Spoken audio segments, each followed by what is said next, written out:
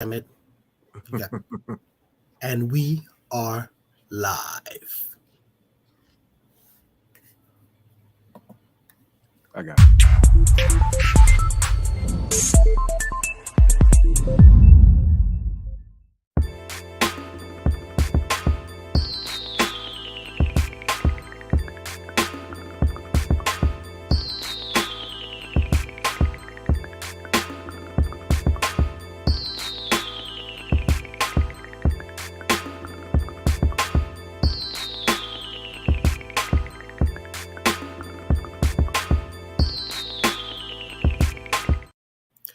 Greetings and salutations, Focus Up family.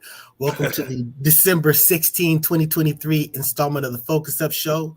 We thank you for tuning in with us live every Saturday morning at 9 a.m. on YouTube and various other platforms, or catching up with us on replay. We ask that you click that like, that subscribe, that bell, and share to support and maintain your weekly Focus Up fix. I am Mr. Nice Guy. Nice is in the word saint spelled backwards. And my co-hosts today are Brother Walk. We got Mr. Floyd X and the infamous El Poo. Maybe First Lady will be able to make an appearance. You know, she's got some things going on. But Walk, brother. She on vacation again. Again. Always putting First Lady on blast. This is what's going on with you, brother. Oh, man, I'm feeling good, Walk. What's going on with you, brother? Walk. Hello, can you hear me? Feeling good. I'm out here in beautiful Los Angeles. You're not. You're good. Talking, we see you clearly. Nothing. We see you clearly. You're talking clearly. You speak. Brother Floyd X, how are you doing? I'm chilling. I'm out here in beautiful Wait, Los hold Angeles. on. I got something to say. Hold on. Well, go ahead. Your video and audio are perfect. You said Brother Walk. Yeah, because your video, you're worrying about your video and audio, and I'm telling you, you're fine. Go ahead. Stop talking, nigga. Now let me stop. Hold on. You see what that say? My title, Greatest Uncle Ever. I'm here in support of my beautiful goddaughter and niece. I'm the best uncle ever to be born on planet Earth. She said that. But I'm here in support of my brother's daughter, and she got her master's degree. Mm-hmm. Ooh, gangster. That's gangster. That's why I'm here. Cool. I'm tired as hell. I just got off work too. Brother Floyd X, you gonna give us some more details about this? Congratulations, by the way. Yes, sir. My daughter got a master's degree. Shout out to my daughter, Miss Joy.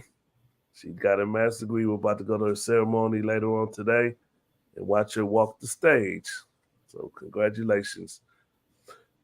But other than that, I'm here in beautiful Southern Cali. Love coming down here. Beautiful state, beautiful place to visit, but I wouldn't want to live here. Too much traffic. One more thing, real quick.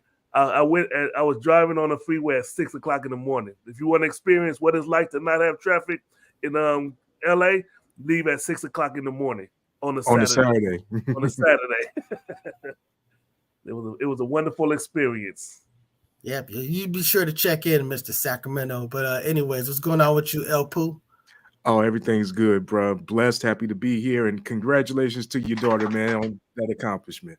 Thank you. You get that applause. There you go. Joy. Yep. All right. So we'll hopefully, like I said, maybe first lady will make an appearance. If not, she's always here in spirit. So let's get to what's what we got in the news. In the news, first of all, we want to send out our condolences to the actor Andre Braugher. Passes away at 61 years old. Most of you, he's most recognizable from Brooklyn Nine-Nine. That's correct. Another show I think they said was Homicide. I'm not familiar with that show.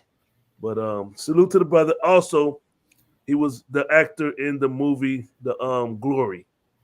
If y'all remember that actor who was trying to be the peacemaker between the blacks and the white, and he thought he had an end with the white folks, and then he got his what you call that? His nigga wake up call. Yeah, during the show, but it was a good role. if you haven't seen it, check it out. But he was the one. We can hear you. Go ahead, Walt. Yeah, he was the one where he was the one where Denzel Washington character said, "Come on, little monkey, little boy, come on," like because he pissed him off because Denzel was a field nigga, and you know what I'm saying. He really pissed him off, and he got him to that point, and that's when Morgan Freeman came in. That scene in Glory was classic. Denzel Washington won Best Supporting Actor for that.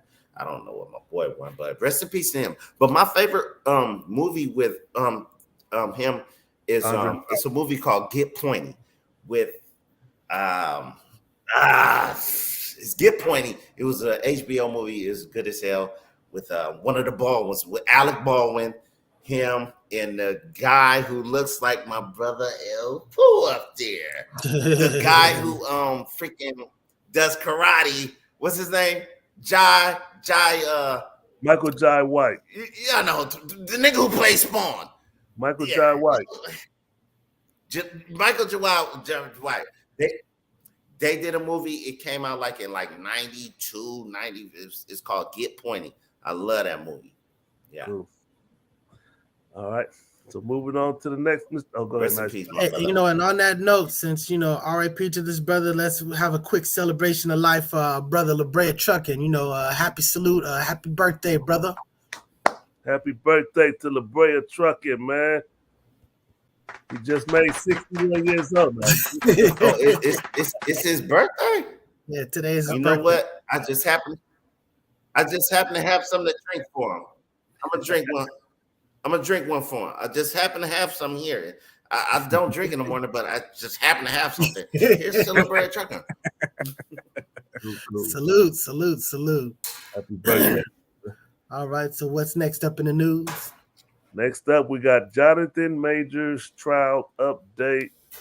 And I had the story. I gotta pull it up again. Says after less than 2 hours of deliberation today, due to a late start, the jury is left for the day without reaching a decision on the Loki actor's fate. Facing 4 misdemeanor charges, Majors could be looking at a year behind bars. Ain't nothing to pull up. It's run, nigga, run. Run. That's the story. Run, ninja, run. He was running for his life. Hold on. You seen what happened in that video? Y'all seen what happened?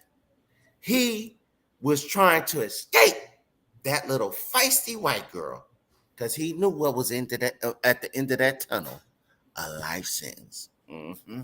Yeah. He was running for his life. He stuffed her in that Uber. And he bolted up out of there. And he in shape. He didn't even get tired. I wouldn't have made it up the block running from some white. He chased him for blocks. That's crazy. So, what's Mr. Nice Guy? What do they say? What he's looking at? Did they say he's looking at like? These are potentially his up to year. These are all misdemeanors. So it's a situation. Well, first of all, his real crucifixion would be in the media because he's already lost endorsements, and then he's got this big role in the MCU. So then there's that exposure. But I mean, the evidence is showing that the story is not really panning out. And I will want to point out that the DA brought this case. She didn't press charges. She's just, I guess, participating as a witness.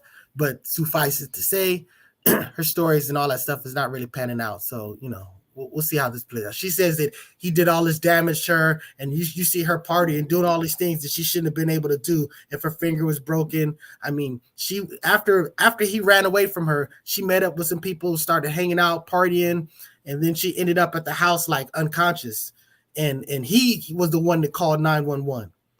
Wow. And she, because he had got text from her, like maybe sound like she was going to hurt herself or something like that. So he thought like maybe she committed suicide or something, or was trying to commit suicide. But he called 911. And then when she woke up and said that, well, he actually hit me and all this other stuff, that's when he got arrested. So that was the situation. That's why black people are scared to call the police, because, it's usually just going to go to a bad place. Yeah. I don't understand that. Go ahead, Walt. I don't know where she would get that from the video, because he was he was running for his life. Like he took off. He ran like about a block and a half. Like my boy was out of there. He's in shape and he was like not tired. Like I don't know where she would even come with fathom that, but that's kind of familiar with a lot of stories that didn't happen with a lot of black people, and some of them got even lynched it before. Yeah, I don't understand when you're in these toxic He relationships, whistled man. at me. What? When you're in these toxic relationships, you gotta leave those alone. And when you fussing and arguing and getting into scuffles in public, he was smart by running. He should have stayed gone instead of calling, coming back to the room and doing all that stuff. You stay gone, spend about a week away, and let that shit die out or something, man. You don't find yourself if you hitting her or she hitting you. That's a bad relationship. Don't put yourself in those situations at all. Find your way out of it at all. Yeah, let me say something. Let me say one thing. Did everybody ever look at that movie Rosewood? Yes, I remember that. Leave these white girls alone. All they gotta do is call 911 and say it was a nigga, and you in trouble. Shit. Yeah, this is a messy situation. Y'all want to hear a story? No, we ain't got time. Y'all want to hear All right. On to the next one. What we got up next? Next up is Deja Taylor.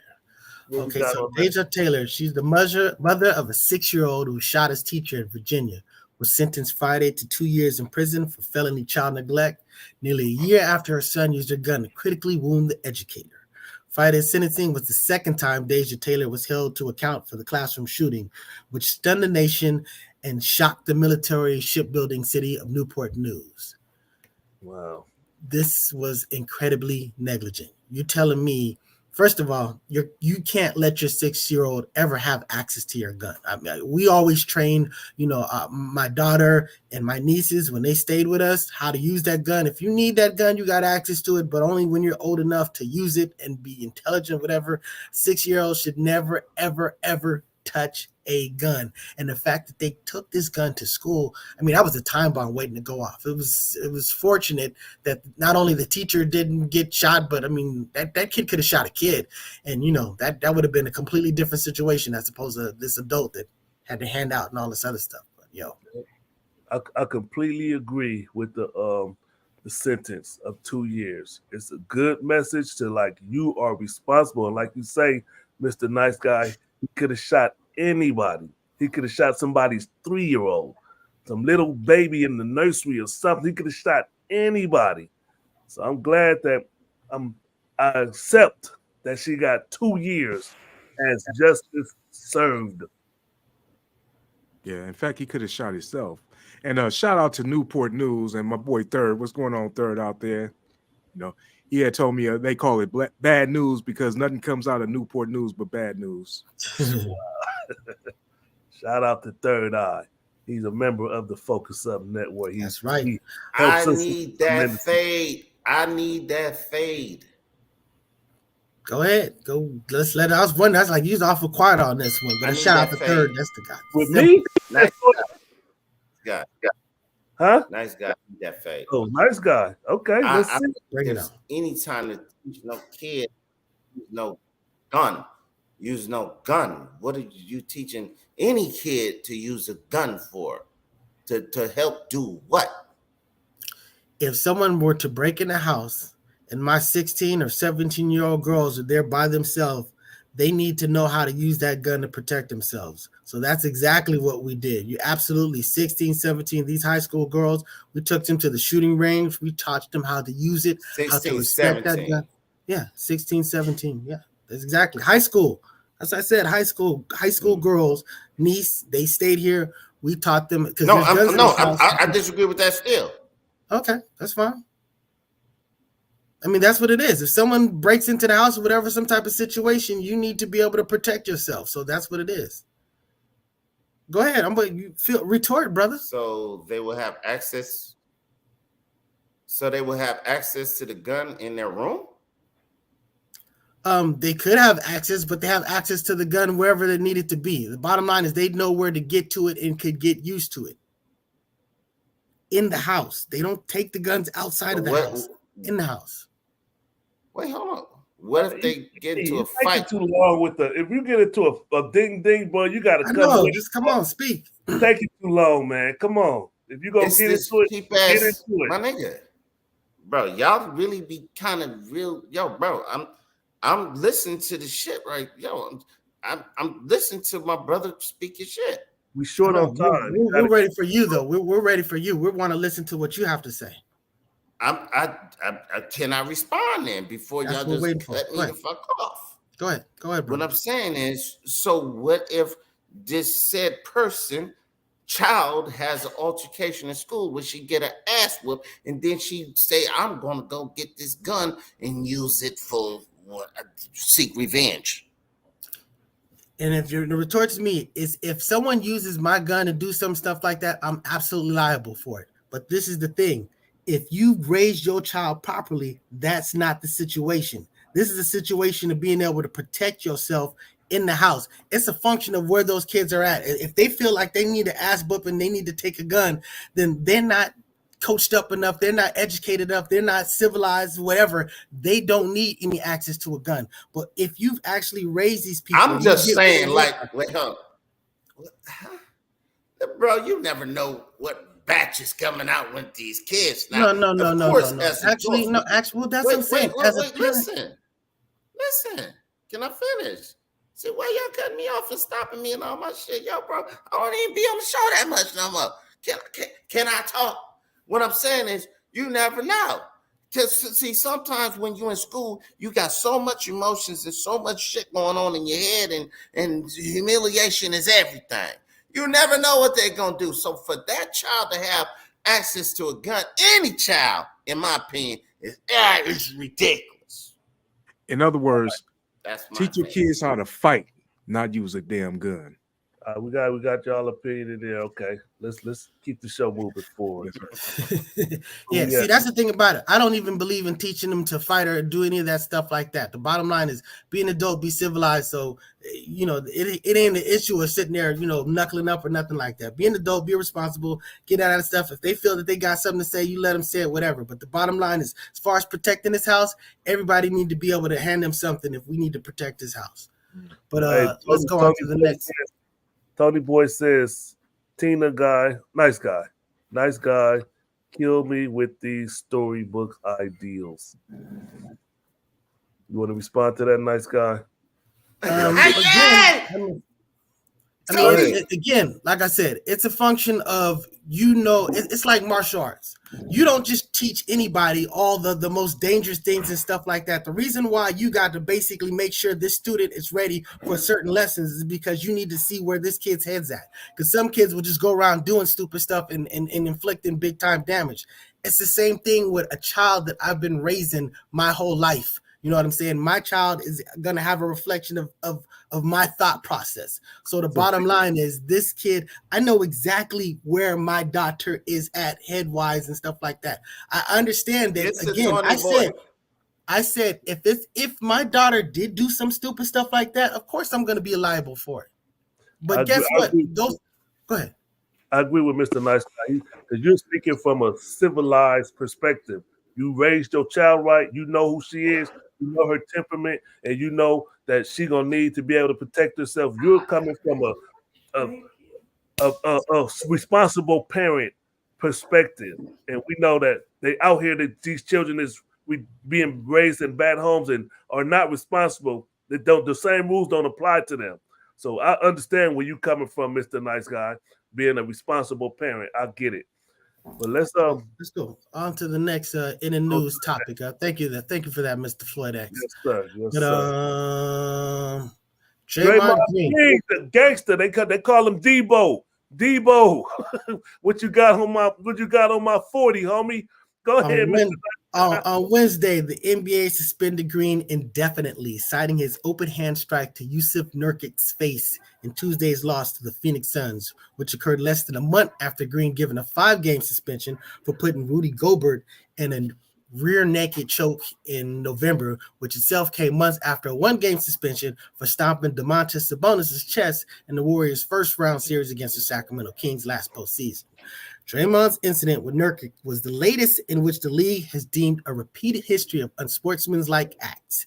The suspension will last as long as it takes for Green to deal with challenges he's facing, as reported by Adrian Woj, through a path of counseling prescribed by the Warriors and Green's representation. It's Green's 6th career suspension and 4th in the current calendar year. See, go ahead. I was going to say that I wasn't comfortable talking about this until his suspension went down. I know that we're not going to influence anything, whatever, but I'm not in the business of kicking a black man when he's down. But, now that it's been addressed and whatever been done has been done, this is absolutely unacceptable. He's sitting there talking about, I didn't mean to hit him. Dude, this flail it's just pure physics. You got to understand, when you spin around like that, someone's over there. That's the danger. And with your reputation and with your history, it's just, I would have suspended him for a year. To me, it's just like, this dude needs to understand that this is serious. If you want to play with this, you got to play within these rules. If you're not going to do it, you can't play. It's just that simple. Hey, what was you about to say? Real quick, Tony Boyd, finally, he is a distraction to the team and game. I agree with that. You talking about me or Draymond? I think he talked about Draymond. About Draymond. But when I saw this story, I looked it up and then I started finding all these other, because I don't follow basketball like I follow football. But I'm like, damn, this dude, he's stomping everybody out. And I remember the Sabonis, because I live in Sacramento. I remember when he did that to the Kings. And then I found the other one when he choked old boy out, and everybody was like, "That's the kind of person you want on your team." See, when he's on your team doing that stuff, you cheering on. But when he's playing against people that you like, it pisses you off. And I think the rules and the regulations, we get it. They got the rules in place, so he deserves this indefinite suspension. And like nice guy said, I'm not with kicking a black man when he's down, but we know that Draymond Green is with kicking anybody that's a foreign basketball player when they down.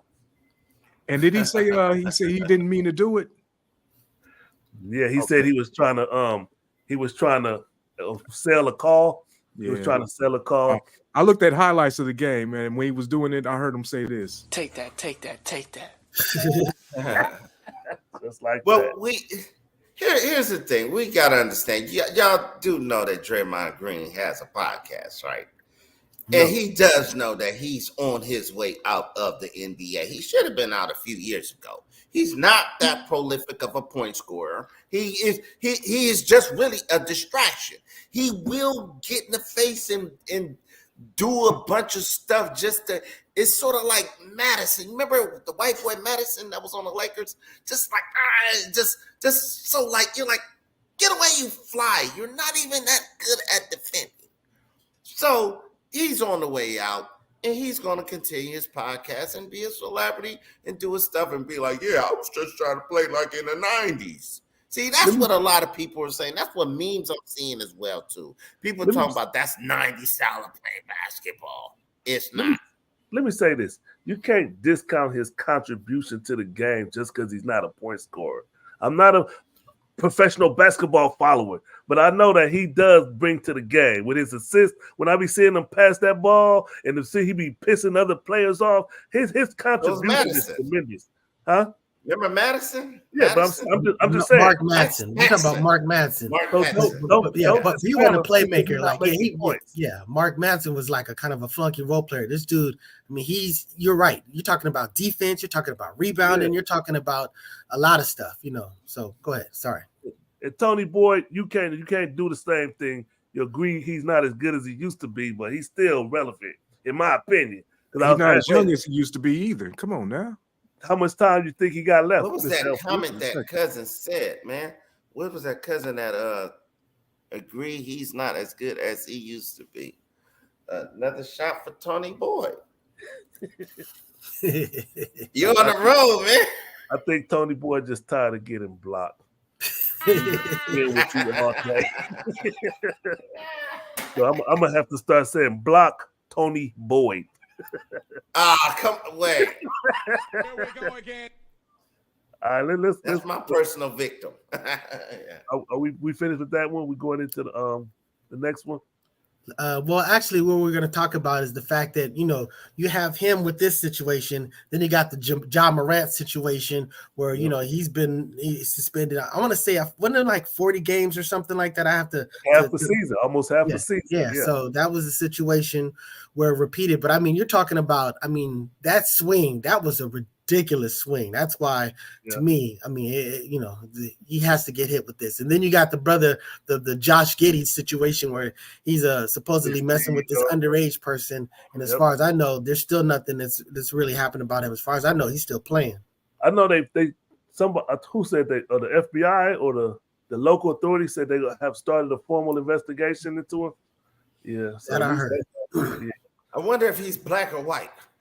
Oh yeah. I guess. But all good. Let's move forward. Oh, $700 million. Okay, so let's talk about Shohei Ohtani. So this dude, this Japanese player, most dominant player in baseball as a pitcher and a hitter. Just think about that. I mean, this dude has been everything just for a bum team. And the thing about one of the big sells that they got to him is that when he first came over, he was being recruited by various teams only in the American League because he needed to go to a team that had a designated hitter. So the Dodgers wanted to get into that, but they knew that, they're not in the American League. They didn't have no designated hitter, but they said, you know what, let's sit here and let's see if we can get Kobe to try to recruit him to come to the Dodgers just in case. So they had Kobe put together a pitch for him, but they never used it because, again, it was the whole designated hitter situation. So now, fast forward, now everybody has a designated hitter. The National League has adopted that policy.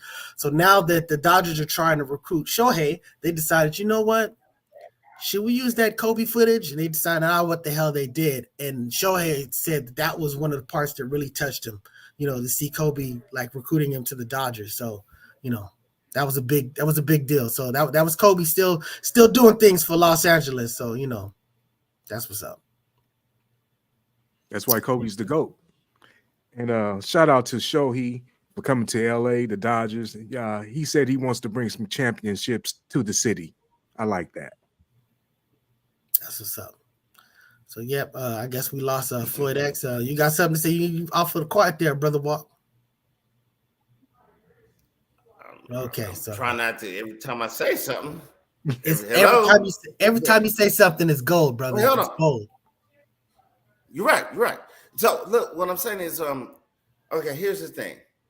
Who the hell don't want to come to LA? Come on now. Where he from?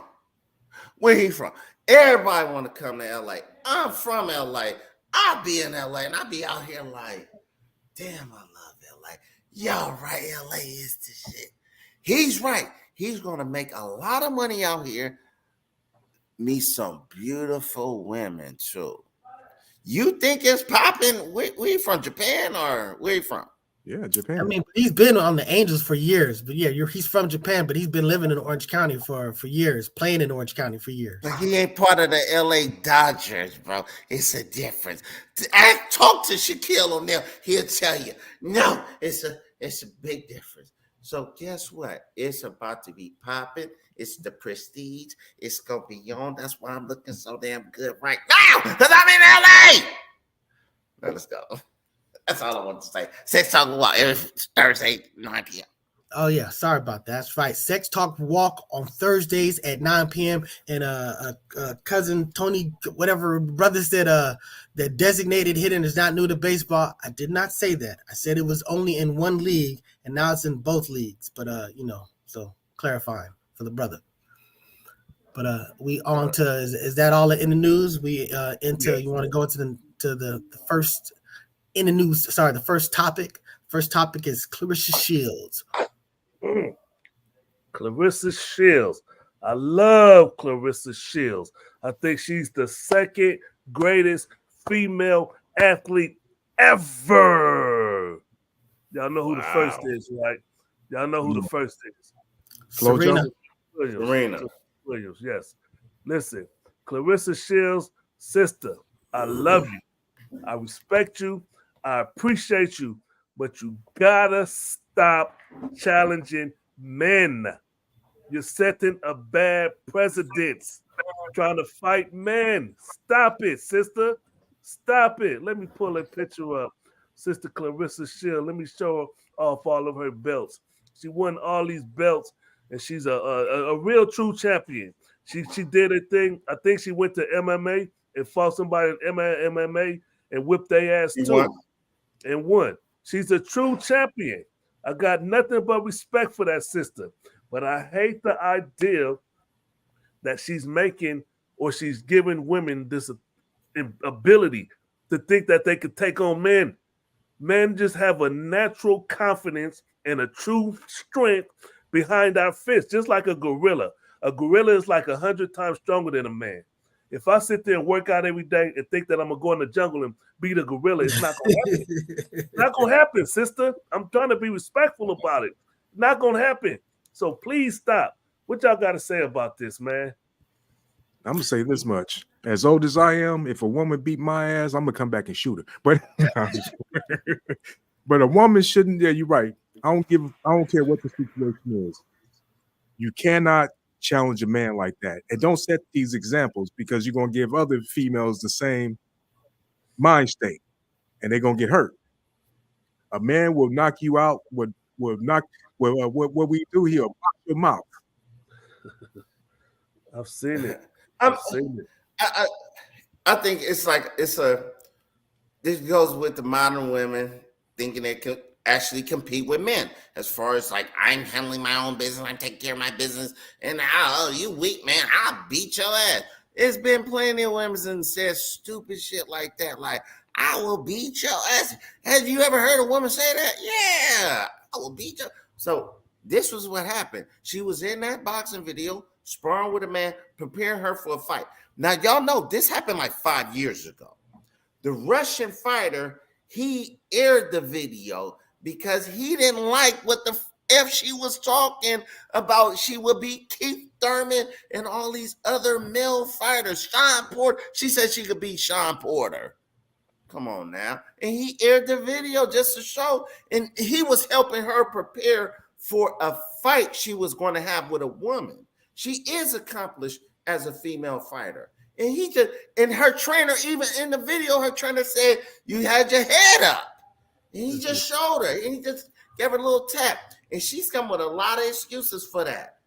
You ain't no man, baby girl. I promise you. We get in. I ain't gonna show you no mercy just because you're a boxer. And let me say this. I don't appreciate the excuses either. That was so disingenuous when she talking about, oh, he took the padding out the glove. Come on, sister, stop it. Stop that shit. They said your coach checked the gloves before he put them on. We know that there's protocols to doing this boxing. Ain't no dude gonna take off the padding to spar. Come on, sister, stop that. Don't do that. And it's like, just calm it down. Accept that you are one of the greatest female athletes and enjoy it. Enjoy it, sister. Stop thinking you're gonna go to the next level. I'm gonna beat a man ass next. I'm gonna beat a man ass and show that women could beat a man ass. And then just sit there and get your ass whipped, and that's gonna be the end of your story. Oh yeah, she got her ass whipped by Keith Thurman or whoever. Come on, sisters, cut that shit out. I mean, she might beat one of these average dudes walking down the street, but no, she not, dude. She may beat a few dudes out here. I'm pretty sure. My nigga. I done seen some females knock out some dudes. It don't happen often, but it does happen. She might be one of those, but I'm gonna tell you the truth. You can't go up against a professional male boxer and win. You would get That's killed. the key.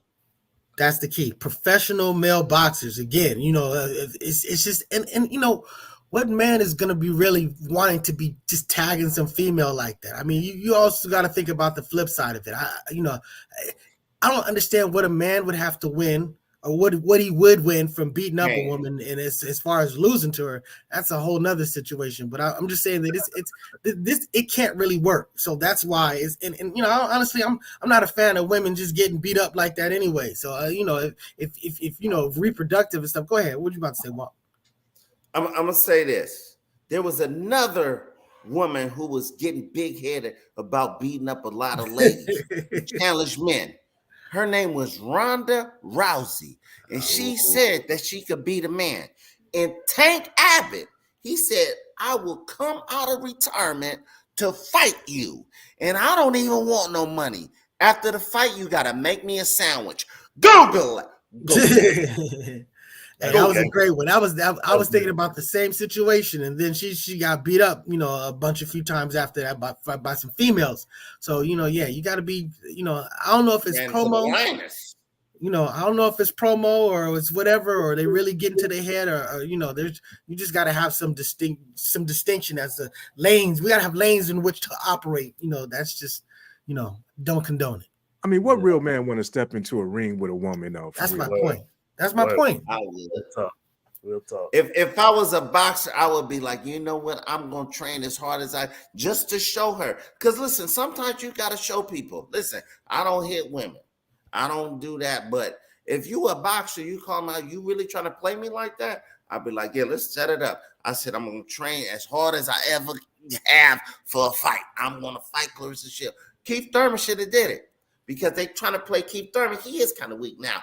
He used to be one time Keith Thurman, but he should, get in this ring because this happened before. Wait, hold on, this happened before. Who was the two tennis players when the tennis player, the guy played a woman when a woman was talking that mess and they played each other? They made a whole movie about it. I just can't remember, but it had happened. It gets to that point sometimes. I want to go ahead, Elpo. I was getting ready to say this. Men and women are not on the same level, period. Women are like electric outlets. Men are what you plug into the outlet. We need that plug. We got to plug into that outlet to make whatever works.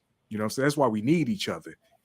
But a woman cannot compare to a man on any level physically. She's not built to be like that. She's built to, to push out a baby and nurture. You know what I'm saying? We built to hunt and gather. You can't fight a man like that.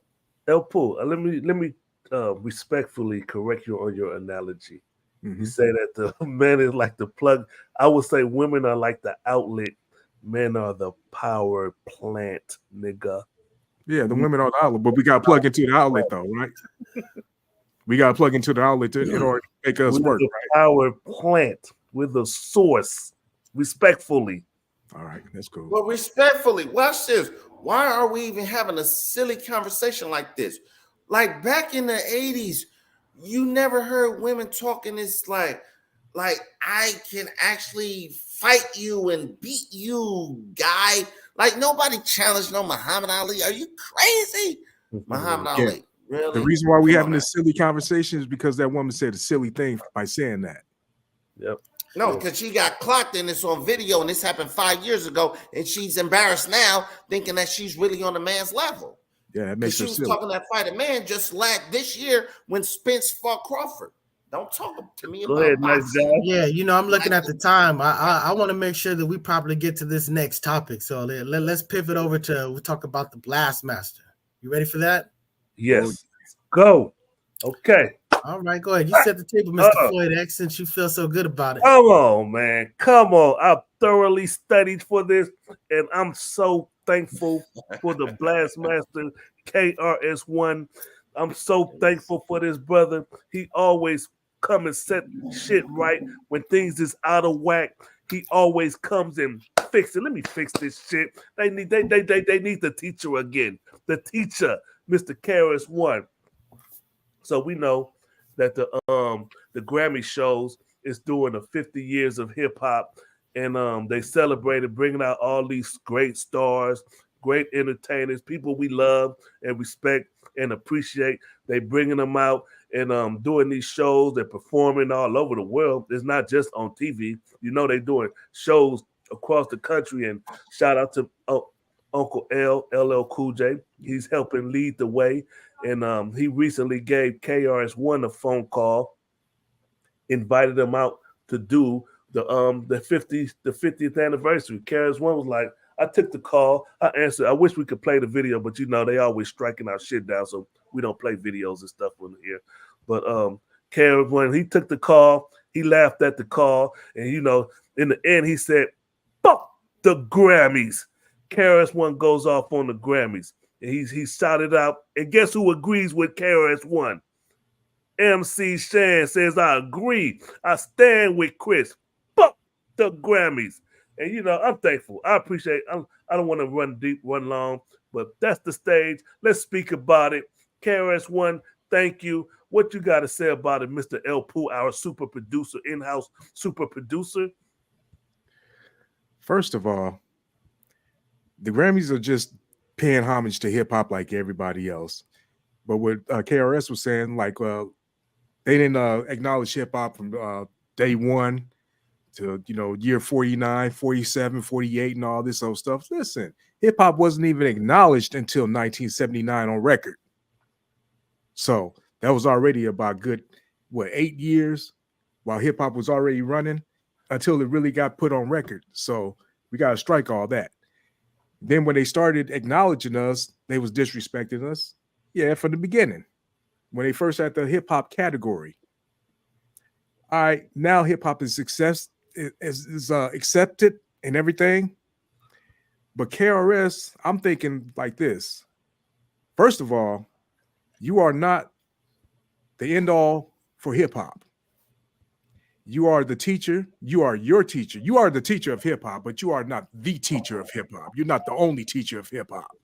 It's a whole lot of people out here in hip hop. I don't like the Grammys either. I mean, I buck the Grammys. I feel like that too. Are you? Started good, said some old dumb. No, I'm saying this. If they try to give us some props, I'm just standing with KRS-One. I don't have nothing else to say. He should have went up there and represented like everybody else. He should have went up there and represented. Okay, I like what you just said right there. He should have represented again. So we know. Okay, so hey, I thought you just said you was just gonna stand there. Nice guy speak. Go ahead, nice guy. Yeah, I thought you said you was just gonna stand there. See, this is the thing about it. We was just talking about how the fact that the face of hip hop is all this ridiculous stuff. It was like, it's bad enough. It's bad enough that this is what was being shown, but we're like, we just like, if they want to do that, that's fine. But they need to see this other stuff. We need this other exposure. We're talking about when we talk. Hey, remember on this show, we're talking about the female rappers. We're talking about how you got all that booty. The booty hole brown. They don't know what happened behind the scenes. Again, I'm talking about. Let us speak. I'm talking about the pee hole pink and the booty hole brown. So that's what. So you saying that they need to see what real hip hop was? I'm just saying that the people we talk about that. What the people? bad, everybody, whoever's got eyeballs to see. It's sad that the only concept of hip hop that people have is this very small spectrum that's not very creative, that's not very intelligent, that's not very good. So we're saying that, look, before, back in the day, at least when you had this female doing this crazy stuff, on the other side, you had an MC Light, you had, Latifah. And when you're talking about men, it's the same way as far as hip hop. My point is that we got this trash hip hop out there. You want to give people the example of the real stuff. So now that they're celebrating this stuff, now you're upset. You're talking about, well, dang, they didn't call me at the 47th. They didn't call me at the 49th. This is an opportunity to show that crowd that really don't even know nothing about hip hop what real hip hop. This is an opportunity to ambassador. Who don't know nothing about hip hop? They don't. They don't. I feel like I'm still talking, but go ahead. What were you about to say, Floyd X? All right, Mr. Nice Guy. Listen, I listen to your point, but I think the problem is what most people do. They lump all this shit together. Sexy Red is not hip hop. That's rap music. That's not hip hop. It's not hip hop. We know what hip hop is. KRS-One, we know. Wait, no, this for me, KRS-One is the benchmark of what hip hop is. If he says it's not hip hop, I stand with KRS-One. That's me personally, not everybody. That's for me. When he says that, I'm like, I understand, because to me, he has been the best representation of hip hop his whole career, as far as I can see. So for me, when you saying that, can I say one thing? Hold on, let me make my point. Sexy Red is not hip hop to me. So I don't want to hear about Sexy Red, but when KRS-One says, you'll never see me standing with somebody who exploits hip hop. Because one of the quotes, I wanted to run some quotes real quick about what he said. He said, the temple of hip hop will never side with the exploitation my of our connection. culture. Be quiet, Walk. We can hear you. Really? Yeah, when you talking normal. So we Lord. bye. I just muted him. Go ahead. So the temple of hip hop will never side with the exploitation of our culture. Come on, man. That's a clear and poignant statement. And then he say, to the Grammys, you get no respect here. Again, so and I will respectfully retort that there's a difference between exploitation and exposure. Because I'm gonna read a quote from Bruce Lee. This is one of my favorite quotes. He goes, "Forget about winning and losing. Forget about pride and pain. Let your opponent graze your skin and you smash into his flesh. Let him smash into your flesh and you fracture his bones. Let him fracture your bones and you take his life. Do not be concerned with escaping safely. Lay your life before him." And with this quote, I talk about that it's not so much about what they get out of this thing versus what you get out of this thing. It's not an issue of about exploiting as much as shining a light on it. Now, he can feel what he wants to feel. He's the teacher. If he only wants to perform on this and that, I'm always going to respect that. And I have an immense amount of respect for KRS-One just as a hip hopper and as a human being, is just an intelligent black man. But again, when you want to give when we talk about showcasing hip hop, if we can have the Cold Cuts brothers in performing these 50th anniversaries and stuff like that, we can have KRS-One perform this type of situation. Especially, this was LL reaching out to you. This wasn't just some flunky or whatever. And we know what LL's been doing behind the scene with Rock the Bells Radio. But go ahead, Walk. I know you're anxious. Let me hear what you got. I'm just gonna read a live comment because I'm on Facebook Live. And I got the Mad Loke. This is the Mad Loke who has been on the show. He said, KRS ain't looking to be stamped by no Caucasians. Woo! Shout out. Oh, hold on. Look, I gotta do this for the Mad Loke. I gotta do this for the Mad Loke. But see, that's the thing about it. You're not getting stamped. You're not getting stamped. You're not getting approval from the Grammy. Again, it's an exposure thing. It's showing people what actual hip hop is. But go ahead. They know what actual hip hop is. They don't. Are you crazy? They don't. It's been too long, bro. Are you serious? They don't know what nice guy. Listen. Mr. Nice Guy. Listen, Mr. Nice Guy. If this is my opinion, and I'm saying it respectfully. In my opinion, you're a peacetime general. KRS-One is a wartime general. And he know that we've been at war with the Grammys since they disrespected the Fresh Prince and Jazzy Jeff. And by the way, I love their performance on the show, but he was been at war since they was like, we ain't gonna show y'all getting an award on TV. Hip hop has been at war with the Grammys since hip hop came into existence. Okay. Ghetto Boy song. They protested that, right? And then they got on. They got on to one thing about this, please. Go ahead. KRS is mad because he's never been nominated or never won a Grammy. That's what. Listen, if he don't have to be stamped by these white people, he shouldn't have said anything at all. Come on, you think he walking around here bitter because he don't get a goddamn Grammy when you got all these Lil Wayne urinated in his Grammy and people be using that shit as cigarettes? Ain't nobody tripping off of a goddamn Grammy. What Willie D say? Who give a fuck about a goddamn Grammy? Come on, man. And I quote Redman, he uses that as an ashtray now. Come on, man. Nobody. Stop it. What is wrong with y'all two dudes? This is crazy, again, because first of all, he's made the assumption that people know what hip hop is. A lot of people don't even know necessarily about the four elements. So sit here, I could bet you that I could go to most of that Grammy audience and quiz them, give them a pop quiz, and most of those people would fail. So I'm just saying that just because you heard the term hip hop doesn't mean you understand what hip hop is. But Let me say this. If you want to learn more about hip hop, KRS-One has a whole institution called the Temple of Hip Hop. You can find it on YouTube. It's the Temple of Hip Hop. where he discussed what real hip hop is. And like he said, you'll never find the temple of hip hop in the building where hip hop is being exploited. And let me get to that point too. When he's talking about exploited, this is what he said in the interview he did. He said they are using all these rappers to sell commercials to these gullible white folks. So when you see hip hop 50th anniversary, and then what you gonna see? As soon as they do a big ass, great, wonderful, beautiful performance like the Fresh Prince and Jazzy Jeff, what they do next? Straight to commercials, and sell that shit, exploiting. That's why much respect to Eminem, because he continuously to not be exploited by hip hop.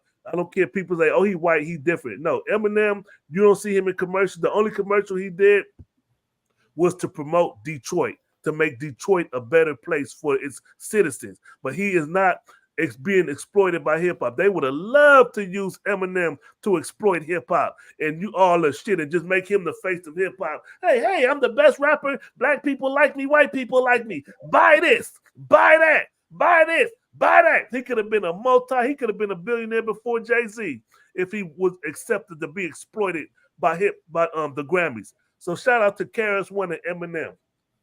Two of the best to do it. I'm done.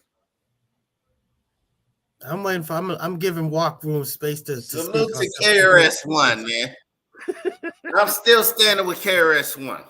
Hell yeah! Come on, man. I got his bathroom too.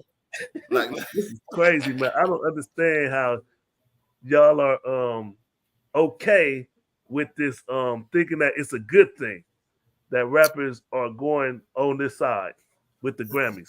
Check this out. Because see, the Grammys, first of all, the reason why we don't respect the Grammys, I would say that a lot in hip hop culture is because the people that are making this decision are not people that are particularly sophisticated and educated on having a hip hop ear to discern hip hop. Okay. But the thing about it is the Grammys is about music in general. So when the people were originally protesting and upset about it, because first they felt like, hey, we're not being included.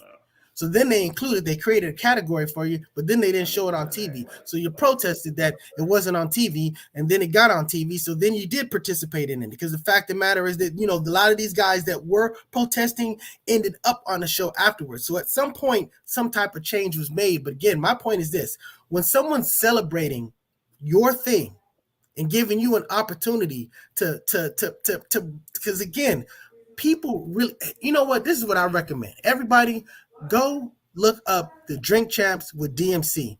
Listen to him talk about the original hip hop, the original people, those original tapes, that stuff like that.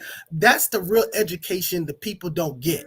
And I'm just saying that we talk about hip hop all the time, but everybody's doing their interpretation of it. I was talking about Vanilla Ice doing his interpretation of it. We're all sort of like coming out of our interpretation of it. But then there's that original thing that actually was. And that's something that I would like to salute. And I would like to salute it wherever it can be saluted. All I want to do is shine a light on it. And if I use their venue to shine a light on it, I'm okay with that. That's where I'm coming from. Let me say this. So anything that give you. Hold on. The Grammys saluting hip hop is like putting Malcolm X on an American stamp. The whole time Malcolm X was alive, they shitted on him, and I believe they killed him. They killed Malcolm X. So the whole public time, enemy number one, taking the opportunity to salute Malcolm X and Martin Luther King. The whole time that he was alive, they chastised him, sent him threatening letters, trying to convince him to kill himself. But then when he was dead, we're going to celebrate him. That's what they're trying to do with hip hop. Oh, yeah, we shitted on hip hop for 50 years, but, we can make some money celebrating their 50th birthday. Let's bring them on in. Come on in, hip hop, KRS-ONE. Come on, come stand on our stage for 3 minutes so we can show you 6 minutes of commercials. Why are we talking about the Grammys exploiting hip hop when what about record labels? They don't exploit hip hop? Yes, they do. I mean, to me, this is like, okay, so how about this? So for years, Black people weren't even allowed to participate in the basketball league, whatever, these things like that. But now all these Black people, where's all of this stuff? You want to get this conversation? Conversation just because you're saying that we couldn't do this, and now we can't do this, and now they want to celebrate us. I'm just saying that, look, you sit here and complain and fighting about an opportunity to do something. Somebody got to hold the line. Then you get an opportunity to do something, and then you just sit there and just slap the opportunity away. Somebody got to hold the line. KRS-ONE is holding the line. So you saying that black people should have never been playing basketball or anything, right? No. Look at the Negro the baseball league. When they saw how good black people was at baseball, what happened to the Negro baseball league? It died. It died because all them niggas went to the white folks with all that money. It died. Yeah. So KRS-ONE is holding the line. Yeah, and you know what? KRS missed the opportunity to put itself out there on a platform to a new audience of people that don't know who he is, to keep his legacy going. You think they don't know who the fuck KRS-ONE? A whole lot of people don't know who KRS is, and he could introduce himself to a whole lot of new people. Oh, it's real talk. This is coming from El Pooh. And listen, if hip hop didn't go on records, it'll still be underground in the streets, and nobody would know about it. We would know about it. The streets, the new underground white kids. Hey, the underground in the streets would know some about new it. white kids who's been born, but the old white kids who is our age, they never heard of KRS-ONE. You know that they solicited KRS-ONE to do beer commercials and cognac commercials, and he agreed for one because he was like, I do drink this. Come on, they know, and they got a young white girl to come at him with it. It's a story he got. I will post it with y'all. Come on, bro. Everybody know who the fuck KRS-ONE is. Everybody doesn't. Everybody doesn't. Black people, listen, man. Black people, we always find a way to get to where we need to go. White folk know who the fuck KRS-ONE is. And white Some folk white can people always do, see some white us. people Listen, don't. Some black people do, some black people don't. listen. When we was back in the day, they had the speakeasy. The speakeasy was for the jazz, man. That was for the jazz people to do their shit. And guess who was coming to the fucking speakeasy? The white people that knew. The white people that knew. The white people that knew. All the white people that know. We ain't got to get on their stage to be seen. We ain't Exactly. got to get on their stage to be seen. Fuck their stage. We ain't got to go on their stage. I stand 100% with KRS-ONE, a soldier, the teacher, a respectable man, been respectable his whole career, representing hip hop. Talk about how when he did hip hop, his record was being played on the radio. He was homeless at the train station, listening to people playing this record. Getting exploited by a record label. In the trenches. KRS-ONE was getting exploited, getting exploited by black people, white people, whatever. Soldier. On Jive Records, which we're gonna talk about on Spin That Back, you know. Sleeping Bag Records. Get your shit right first. Sleeping Bag first. I said he was Am I on right or Jive wrong? Records. I said he was on Jive Records. That's all I said. Was he on Jive Records? You said Yes, by he was. Jive Records, bro. I said he was on Jive Records. I said he was on Jive You Records. said by Jive Records. No, it was by B-Boy Records. Yeah, B-Boy Records is the one that did. Relax, man. Come on. Again, I said he's on Jive Records. Come on, man. Relax. I said he's on Jive Records. He was on Jive Records, which we're going to talk about on Spin That Back at 10:30 a.m. I'm doing a promo for Spin That Back. That's what I'm doing. Settle down, fella. So what you say, nice guy? I said settle down. Shout out to you didn't get it off in time. Shout out to El Pooh for loading all the sounds so I could be in control of the Spin That Back. Appreciate that, Mr. El Pooh. Really do, bro. Yes, sir. Yes, sir. Yes, sir. But Spin That Back at 10:30 coming up. I'm still standing with KRS-ONE, but now I'm about to go sit down for the Grammys. Hey, my time is done. Right. Hold on, real quick. You know, I wouldn't feel right because I know we jump past the commercial, but with it being LaBrea's birthday, we got to play his commercial. Come on.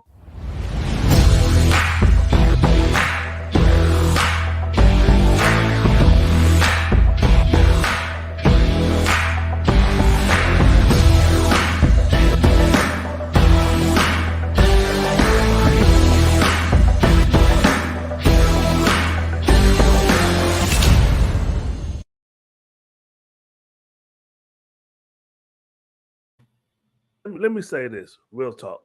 Shout out to my homeboy, Face Loke. Y'all know him as LaBrea Trucking. That's been my brother, and I'm gonna tell a story. I'm gonna tell the story of Mr. Face. When my older brother Do-Rock passed away, and I went on to high school, Face took me under his wing. He brought me into the set or to the street organization that my older brother was a part part of, and they all received me well. Much respect to Face Low. Happy birthday to Face Low. And another thing, Face Low saved my marriage. And that's no hyperbole, no exaggeration. Face Low saved my marriage. That's one of the reasons I'm still married for 25 years. Face Low called my wife. I gave him a number, and I don't normally give dudes my number, my wife's number. He called my wife, spoke with her, and from his years of experience, you know, my wife told me, she said, that man loves you. Shout out to Face Low. I'm out. Salute, brother.